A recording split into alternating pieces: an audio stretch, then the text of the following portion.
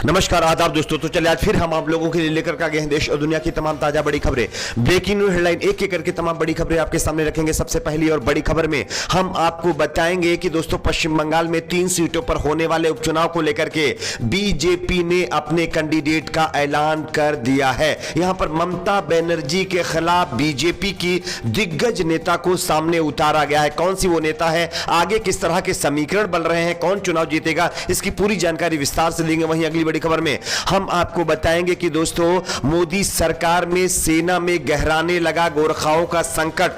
जानकारी के मुताबिक सेना के अंदर जो है अब गोरखाओं की भर्ती नहीं हो पा रही है। इसको लेकर के एक ताजा रिपोर्ट में बड़ा खुलासा हुआ है जिससे मोदी सरकार की मुश्किलें बढ़ गई हैं। किस तरह से इस पर भी जानकारी देंगे। वहीं अगली बड़ी खबर में हम आपको बताएंगे दोस्तों त्रिपुरा के अंदर अब जो है एक बार फिर भयंकर हिंसा हो गई है। जानकारी के मुताबिक त्रिपुरा में बीजेपी और सीपीआईएम के कार्यकर्ताओं के बीच भयंकर भिड़ंत हुई है। इसको लेकर के अभी अभी एक बड़ी खबर आ रही है, इसकी भी जानकारी आगे विस्तार से देंगे। वहीं अगली बड़ी खबर में हम आपको बताएंगे दोस्तों देश में बढ़ रही बेरोजगारी और महंगाई के मुद्दे पर राहुल गांधी का मोदी सरकार के ऊपर बहुत बड़ा हमला। राहुल गांधी ने मोदी सरकार पर बड़ा हमला बोलते हुए बड़ा बयान दिया। क्या कुछ कहा, इसकी भी जानकारी आगे हम आपको देंगे। वहीं अगली बड़ी खबर में हम आपको बताएंगे कि दोस्तों आरएसएस के खिलाफ दिग्विजय सिंह यानी कांग्रेस पार्टी के नेता का बहुत बड़ा बयान। यहां पर दिग्विजय सिंह ने आरएसएस को अब फिर से एक बार तालिबान से जोड़ करके बड़ा बयान दिया है। क्या कुछ उन्होंने कहा, यह बयान भी आगे आपको सुनाएंगे। वहीं अगली बड़ी खबर में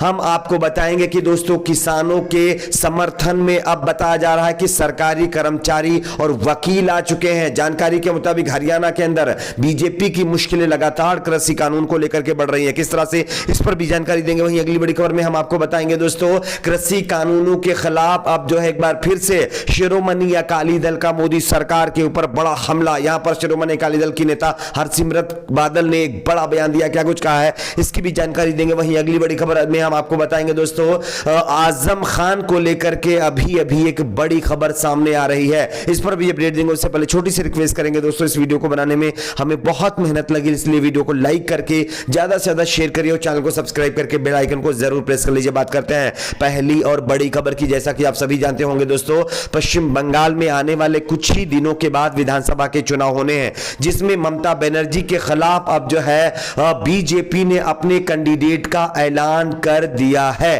अब आप इस खबर को देख सकते हैं। जानकारी के मुताबिक बंगाल की नंदीग्राम सीट से बीजेपी के शुभेंदु अधिकारी से मिली शिकस्त के बाद अब ममता बनर्जी भवानीपुर सीट से विधानसभा चुनाव लड़ने का फैसला ले चुकी हैं। सीएम ममता के लिए भवानीपुर जीतना इतना आसान नहीं होगा क्योंकि बीजेपी ने उनके खिलाफ मैदान में प्रियंका डिब्रेवाल को उतारने का फैसला ले लिया है। भवानीपुर उपचुनाव के लिए बीजेपी ने वकील प्रियंका डिब्रेवाल को अपना उम्मीदवार चुन लिया है। गौरतलब है कि चुनाव आयोग ने बंगाल सहित 5 राज्यों में उपचुनाव की तारीखों का ऐलान कर दिया है। तमिलनाडु की 2 और पश्चिम बंगाल की 3 और असम, महाराष्ट्र और मध्य प्रदेश में एक एक सीट पर जो है अगले महीने 4 अक्टूबर को एक साथ मतदान होगा। लेकिन उससे पहले जो है ममता बनर्जी के खिलाफ बीजेपी ने यह ऐलान किया है। अब देखना यह होगा कि आखिरकार ममता बनर्जी इस चुनाव पर जीत पाएंगी या नहीं, लेकिन अभी तक जो समीकरण है उसके अकॉर्डिंग ममता बनर्जी भारी मतों से चुनाव जीत सकती हैं। बात करते हैं अगली बड़ी खबर की। अगली बड़ी खबर आ रही दोस्तों सेना के में गोरखाओं की भर्ती के मामले पर एक ताजा रिपोर्ट ने मोदी सरकार की पोल खोल दी है दोस्तों।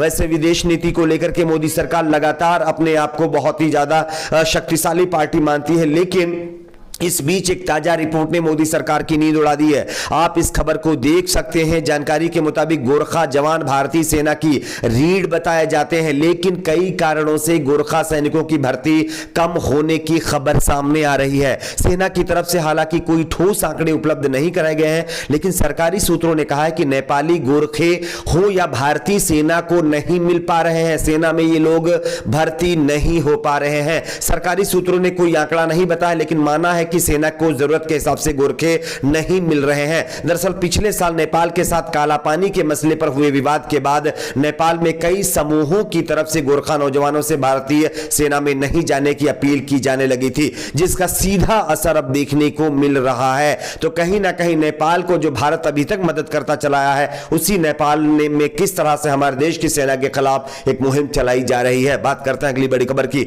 अगली बड़ी खबर आ रही है दोस्तों त्रिपुरा से। त्रिपुरा के अंदर एक बार फिर से भारी भारी हिंसा हो गई है। आप इस खबर को देख सकते हैं। जानकारी के मुताबिक अगरतला में सत्ताधारी बीजेपी और प्रमुख विपक्षी दल सीपीआईएम के कार्यकर्ताओं के बीच हिंसा की वारदातें सामने आई हैं, जिसमें 10 लोग इंजर्ड हुए हैं और सीपीआईएम के 2 कार्यालयों में बताया जा रहा है कि आगजनी की घटनाएं सामने आई हैं। आगजनी और वाहनों को आग के हवाले करने की घटनाओं की वजह से शहर ठप हो गया है और सवाल यह खड़ा होने लगा है कि गृह मंत्रालय अभी तक कहां है, देश के गृह मंत्री अभी तक कहां है। दिल्ली में इतने ज्यादा एक्टिव होने वाले गृह मंत्री अब कहां छुप गए हैं। बात करते हैं अगली बड़ी खबर की। अगली बड़ी खबर आ रही दोस्तों, बेरोजगारी के मुद्दे पर राहुल गांधी का मोदी सरकार के ऊपर बहुत बड़ा हमला।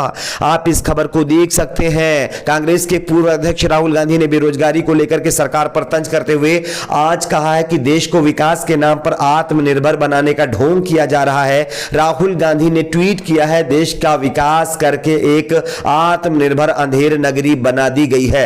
यह कहते हुए एक रिपोर्ट उन्होंने सबमिट की है जो मैं आपको दिखा रहा हूं, आप देख सकते हैं। देश में एक साल में बेरोजगारी दर 2.4 बढ़कर के 10.3 तक पहुंच गई है।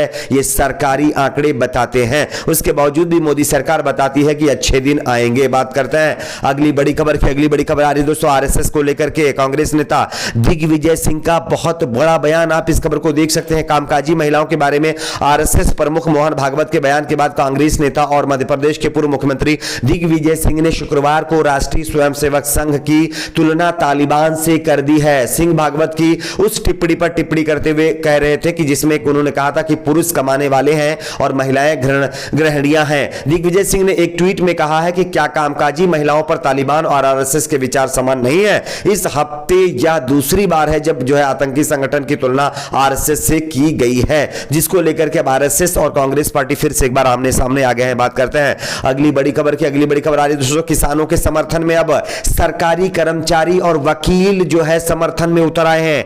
आप इस खबर को देख सकते हैं। किसानों को अब कर्मचारियों का भी साथ मिलने लगा है। सर्व कर्मचारी संघ हरियाणा और नगरपालिका कर्मचारी संघ हरियाणा से जुड़े सैकड़ों कर्मचारियों ने लघु सचिवालय के सामने धरना स्थल पर पहुंच करके किसानों का समर्थन कर दिया है, जिससे हरियाणा की खट्टर सरकार के सामने एक और नई मुश्किल पैदा हो गई है। क्योंकि खट्टर सरकार लगातार किसानों की मांगे पूरी नहीं कर रही है, वहीं जब अब सरकारी कर्मचारी और वकील सड़कों पर किसानों के समर्थन में आ गए हैं तो वहां का कामकाज पर कितना बुरा असर पड़ेगा, इसको लेकर के खट्टर सरकार की मुश्किलें बढ़ सकती हैं। बात करते हैं अगली बड़ी खबर की। अगली बड़ी खबर आ रही है दोस्तों, पंजाब के अंदर एक बार फिर से शिरोमणि अकाली दल ने मोदी सरकार के ऊपर बड़ा हमला। आप इस खबर को देख सकते हैं। पंजाब में आगामी विधानसभा चुनाव के मद्देनजर शिरोमणि अकाली दल के नेता लगातार जनसंपर्क कर रहे हैं। इसी कड़ी में शिरोमणि अकाली दल की सांसद हरसिमरत कौर बादल ने पार्टी कार्यकर्ताओं के साथ गुरुद्वारा हाजी रत्न में बैठक की है। बैठक के दौरान उन्होंने कहा कि शिरोमणि अकाली दल के नेता किसानों के हर सवालों का जवाब दें।